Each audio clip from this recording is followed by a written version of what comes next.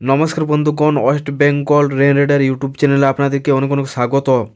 আজ থেকে কিন্তু পশ্চিমবঙ্গ এবং বাংলাদেশ জুড়ে একাধিক জেলাতে কিন্তু বজ্রবিদ্যুৎ সহ বৃষ্টি এবং তাপ প্রবাহের সতর্কতা জারি করেছে আলিপুর আবহাওয়া দপ্তর।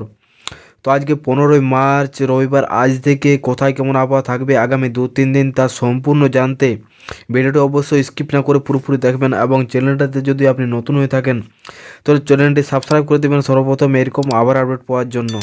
কোথায় কেমন বৃষ্টিপাতের এবং তাপপ্রবাহের আপডেট দেখার আগে একবার দেখে নেব কোথায় কেমন মেঘাকাশ থাকবে।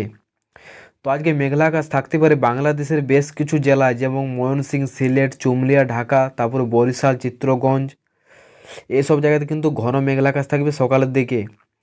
কিন্তু এটা বেলা বাড়ার সাথে সাথে কিন্তু পরিষ্কার আকাশ হয়ে যাবে পুরো বাংলাদেশ জুড়ে। উত্তরবঙ্গের কালিম্পং, জলপাইগুড়িতে হালকা থেকে মাঝারি বৃষ্টির সাথে মেঘাকাশ থাকবে পুরো দিনেই। তো চলুন দেখিনি কোথায় কেমন তাপপ্রবাহের সতর্কতা জারি করেছে আলিপুর আবহাওয়া দপ্তর। তো আপনারা এখানে দেখতে পাচ্ছেন দক্ষিণবঙ্গের পুরো জেলাতে কিন্তু তাপপ্রবাহের সতর্কতা জারি করেছে। এখানে পুরুলিয়া থেকে শুরু করে মুর্শিদাবাদ, বাঁকুড়া, পূর্ব বর্ধমান, নদিয়া, কলকাতা, উত্তর 24 পরগনা, দক্ষিণ 24 পরগনা, পূর্ব মেদিনীপুর, পশ্চিম মেদিনীপুর, হুগলি, হাওড়া, সমস্ত জায়গাতে কিন্তু তাপপ্রবাহের সতর্কতা জারি করেছে। এবং হালকা থেকে মাঝারি বৃষ্টির সাথে বজ্রবিদ্যুৎ সহ বৃষ্টি হবে দার্জিলিং, কালিম্পং। বাকি কোনো জেলাতে কিন্তু আজকে কোনো সতর্কতা নেই বৃষ্টিপাতের। এবং 17 তারিখে যদি দেখেন তো 17 তারিখে কিন্তু কোথাও কোনো বৃষ্টিপাত নেই।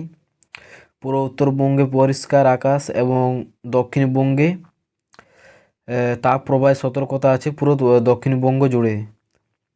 তার মধ্যে বেশি তাপমাত্রার প্রভাব ফেলবে সেটা হলো পশ্চিম বর্ধমান, বাঁকুড়া, বীরভূম, পশ্চিম মেদিনীপুর, ঝাড়গ্রাম এবং পূর্ব মেদিনীপুর এবং দক্ষিণ 24 পরগনায় উষ্ণতাপূর্ণ আবহাওয়া থাকবে। তো বন্ধুগণ, এটাই হলো আজকের আপডেট। অবশ্যই যদি ভিডিওটি ভালো লেগে থাকে তো ভিডিওটিতে একটি লাইক করে দেবেন এবং চ্যানেলটি সাবস্ক্রাইব করে দেবেন সর্বপ্রথম এরকম আবহাওয়ার আপডেট পাওয়ার জন্য। আর আপনি কোথা থেকে ভিডিওটি দেখছেন অবশ্যই কমেন্ট করে বলবেন, আর আপনাদের ওখানে কেমন আবহাওয়া সেটাও কমেন্ট বক্সে অবশ্যই জানাবেন। ধন্যবাদ।